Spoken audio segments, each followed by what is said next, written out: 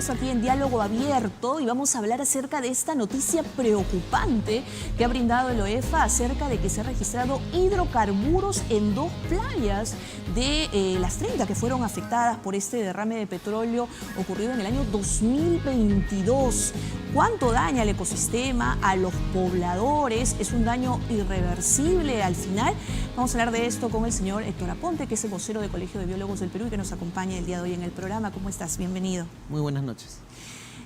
Tenemos que preocuparnos, han pasado 3 años y todavía se registra un índice pernicioso de hidrocarburos en 2 playas. ¿Eso está ya confirmado?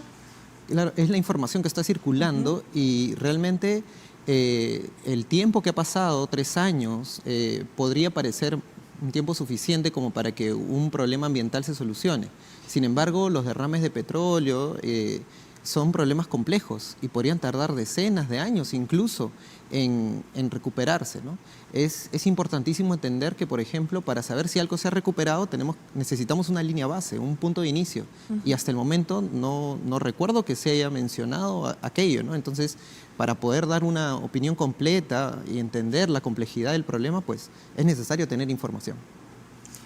Vamos a explicar claramente cómo es que esto afecta también a los pobladores, ¿no? Hemos tenido la oportunidad de ir a Ventanilla, de ver que la gente sigue yendo a estas playas y hay obviamente un daño a la salud, a la integridad física. Hablamos acerca de 12.000 barriles en su momento, en el año 2022, que fueron derramados en Ventanilla.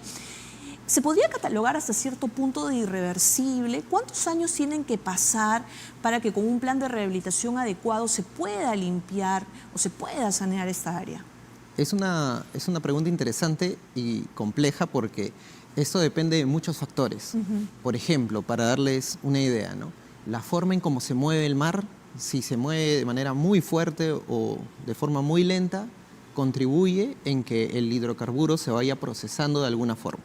Hay derrames de petróleo en donde, por ejemplo, el mar se mueve con olas muy fuertes y eso facilita que el hidrocarburo se vaya procesando y ha demorado alrededor, por ejemplo, de 6-7 años en, digamos, volver a una línea base para algunas partes del ecosistema, por ejemplo, para los peces, algunos organismos, qué sé yo, en los cuales se puede medir, ostras, ¿no? Bivalvos, por ejemplo, pero para otros no. Hay estudios, por ejemplo, de derrames de petróleo en Corea en donde se muestra eso, ¿no? En algunas secciones ha demorado 3 años, en otras partes del ecosistema ha demorado 4 años, en otras ha demorado 6 años y en otras todavía se considera que no, es imposible cuantificarlo porque a veces ingresa a la red trófica y por medio del ingreso a la red trófica entra a los peces que consumimos. Y muchas personas en la actualidad podrían estarse enfermando de ese derrame, el ejemplo que yo daba en Corea, y no lo sabemos, ¿no? O sea, ¿estamos hablando de una media de como mínimo 3 años? No se puede decir que es una media, porque depende mucho. Yo le daba un ejemplo de los factores, claro. Por ejemplo, el movimiento del agua. Otro factor es el tipo de hidrocarburo. Hay muchos tipos de hidrocarburos, entonces también depende del tipo de hidrocarburos. Depende también del esfuerzo inicial. En este ejemplo que le daba en Corea, por ejemplo, fueron millones de voluntarios y personas, alrededor de 2 millones de personas involucradas en la limpieza. No recuerdo haber visto un movimiento de esa magnitud, al menos en lo que hemos visto en los últimos años, ¿no? Entonces, estamos hablando de varios aspectos que tienen que considerarse para saber en cuánto tiempo se va a recuperar. Y en muchos casos sí se puede considerar que es irreversible, casi irreversible. Ahora, el OEFA, que es el organismo de evaluación y calificación ambiental, ha dado entonces esta alarma que en 2 playas precisamente se han encontrado hidrocarburos. De aquí en más, ¿qué es lo que se debería hacer, ¿no? En todo caso, obviamente cerrar al público, supongo, tiene que seguir cerradas al público estas playas, pero ¿qué otros pasos se deberían dar como teniendo como punto de partida este anuncio?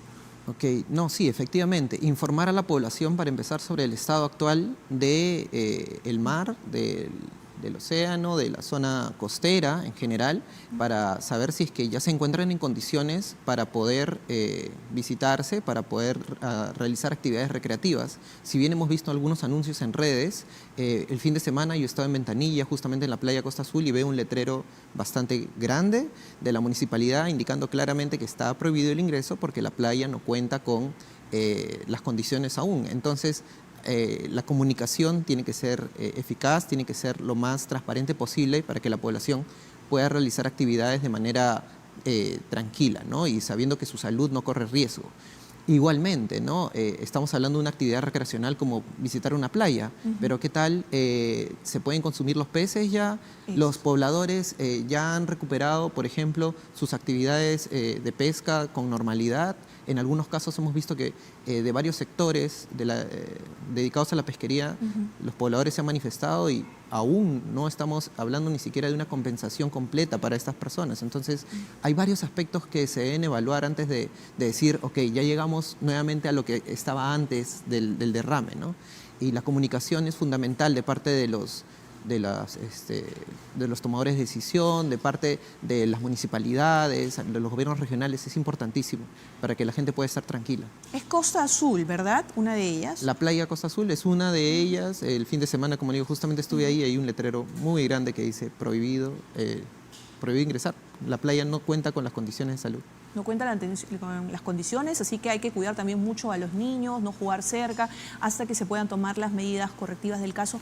Muchísimas gracias por estar con nosotros. Hay que tomar conciencia de que debemos cuidar el planeta y que ese tipo, lamentablemente, de incidentes en muchos casos puede ser irreversible y en otros, bueno, puede haber planes de contingencia, pero como hemos visto, cada caso amerita un tiempo de rehabilitación diferente. Efectivamente, pensemos en ello. No pensemos solo en el ahora, pensemos de que este tipo de impactos afecta al futuro, ¿no? Afecta a lo que nuestros hijos pueden vivir, a lo que nuestra familia puede querer, no ahora, sino también en un futuro. Entonces pensemos en ello y hagamos todo el esfuerzo por mejorar los planes de mitigación, de compensación, de contención durante los derrames.